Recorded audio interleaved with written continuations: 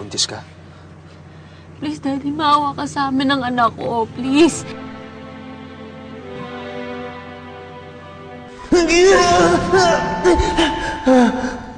Amin ka na ba? Ilang beses ko na sinabi sa inyo, hindi ako ang pumatay sa gagong yon. Gawin niyo ng gusto niyo. Magsasawa rin kayo dahil wala talaga akong maaamin. Hindi ako magsasawang saktan ng isang hayop na katulad mo. Huwag mo sabihin na naawa ka sa akin ngayon. Kulungan lang magpapatahimik sa'yo. Doon ka lang hanggang sa magbago ka. Wala na akong pakialam sa mga salita ng patay na tao. Wala akong anak. You are dead to me. Wala akong pakialam kung buntis ka. Ang malinaw sa akin ay kung paano mo ako trinador. At kung paano ako muntik mamatay ng dahil sa'yo. Daddy, please, wag. Wag. Oo, nagalit ako dito sa batang to kasi siya ang dahilan ng lahat ng problema ko ngayon. Siya ang dahilan kung bakit ako tinalikuran nila mamit na yan. Pero Daddy, ngayon ko lang na-realize na hindi ko siya kaya pumala.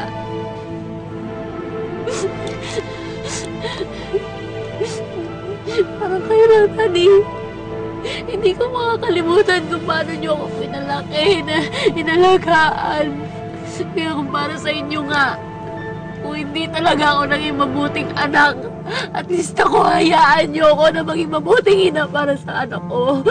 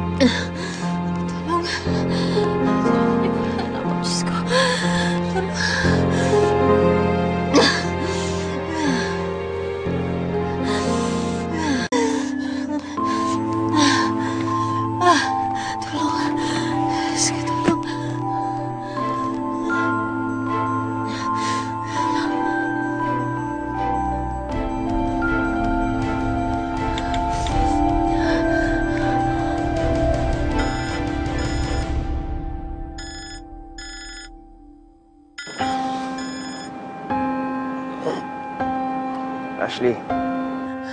Ano, Ambo? Ambo, tulungan mo ako. Dito ako sa Olive Street, malapit sa condo. Please, tulungan mo ako. Ashley?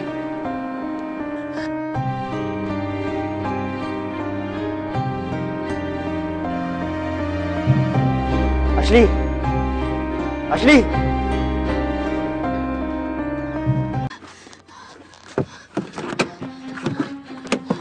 Tulong!